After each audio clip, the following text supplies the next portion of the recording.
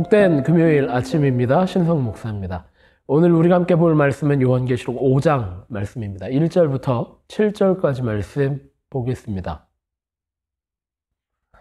나는 또 그 보좌에 앉아 계신 분이 오른손에 두루마리 하나를 들고 계신 것을 보았습니다. 그 두루마리 안팎으로 글이 적혀 있고 7인을 찍어 봉하여 놓은 것이었습니다. 내가 보니 힘센 천사가 큰 소리로 이 봉인을 떼고 두루마리를 펴기에 합당한 사람이 누구인가 하고 외쳤습니다. 그러나 두루마리를 펴거나 그것을 볼 수 있는 이는 하늘에도 없고 땅 위에도 없고 땅 아래에도 없었습니다. 이 두루마리를 펴거나 볼 자격이 있는 이가 하나도 보이지 않으므로 나는 슬피 울었습니다. 그런데 장로들 가운데서 하나가 나에게 울지 마십시오.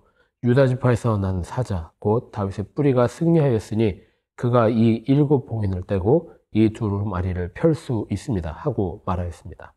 나는 또 보좌와 내 생물과 장로들 가운데 어린 양이 하나 서 있는 것을 보았는데 그 어린 양은 죽임을 당한 것과 같았습니다. 걔는 뿔 7과 눈 7이 있었는데 그 눈들은 온 땅에 보내심을 받은 하나님의 7 영이십니다. 그 어린 양이 나와서 보좌에 앉아 계신 분의 오른손에서 그 두루마리를 받았습니다.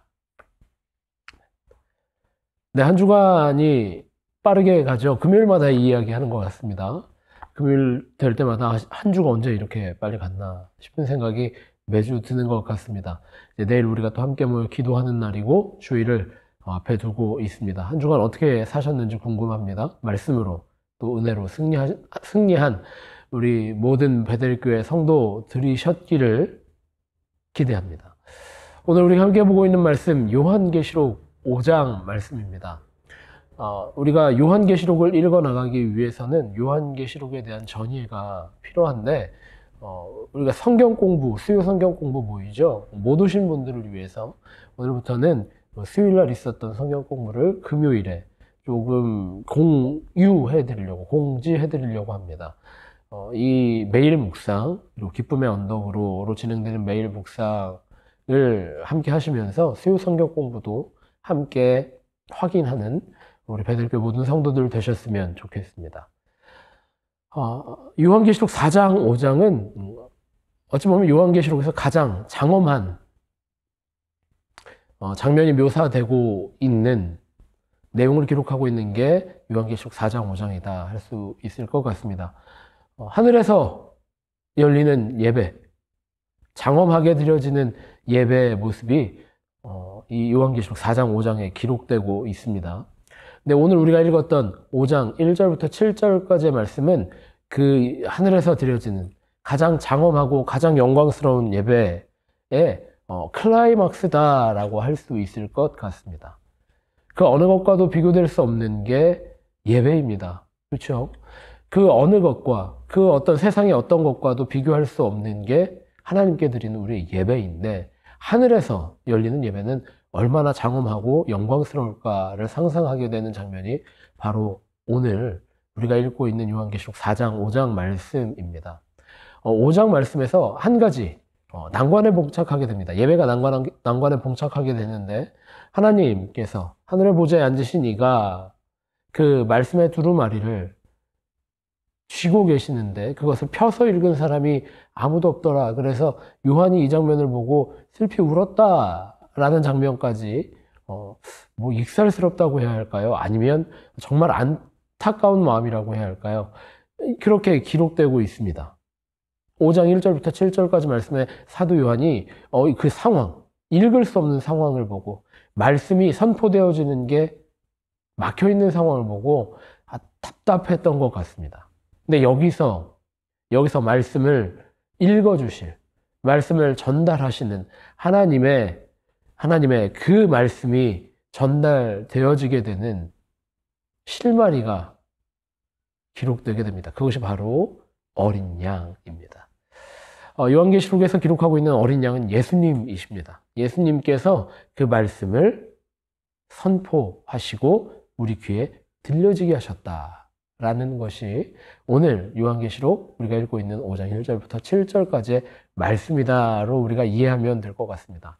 요한계시록이 쓰여져 있는 스타일상 은유도 많고 비유도 많기 때문에 우리가 잘못하면 다른 뜻으로 이해하기 쉽지만 오늘 우리가 읽은 5장 말씀은 말 그대로입니다. 하나님이 우리에게 말씀을 주셨는데 그 말씀이 예수님을 통해서 우리에게 선포되어졌다를 다시 한번 재확인하고 있는 것이 사도 요한이 5장에서 기록하고 있는 내용이다라는 거죠. 맞습니다. 예배는 그 어떤 것과도 비길 수 없습니다. 그 어떤 것들도 세상에서 주는 어떤 기쁨도 예배해 주시는 은혜에는 비할 수 없습니다. 근데 그 예배의 정점에는 무엇이 있느냐라는 거죠. 바로 하나님의 말씀이 있고 예수 그리스도가 온전하게 완성하신 복음이 있다라는 겁니다. 예수님의 그 구원 역사와 구원 사역을 통해 하나님의 말씀이 온전하여졌고 우리는 그 온전한 말씀을 지키는 자 되었다. 듣고 살아가는 자 되었다. 그것만으로 우리는 벅차 오르게 됩니다. 요한계시록이 기록될 당시 참 힘든 시기를 겪고 있는 초대교회였습니다. 박해 속에서 또 공포와 두려움 속에서 그럼에도 불구하고 하나님을 아는 자가 되어서 하나님을 예배하는 자들, 그들이 초대 교인들이었는데 다시 한번 그들을 희망적으로 다시 한번 그들을 소망이 있게 한 것은 바로 예수 그리스도이셨습니다. 예수님의 십자가, 예수님의 복음이 우리를 끝까지 소망이 있게 하는 줄 믿습니다. 기쁨의 예배가 예수님 때문에 완성된 줄 믿습니다. 자격 없는 우리가 하나님 앞에 예배하게 된 줄 믿습니다. 오늘 하루 우리가 삶의 현장에서도 예배자로 살아야 할 텐데, 삶의 현장에서 우리가 온전한 예배자로 서야 할 텐데, 오늘 우리를 살게 하시는 이는 바로 예수 그리스도이십니다.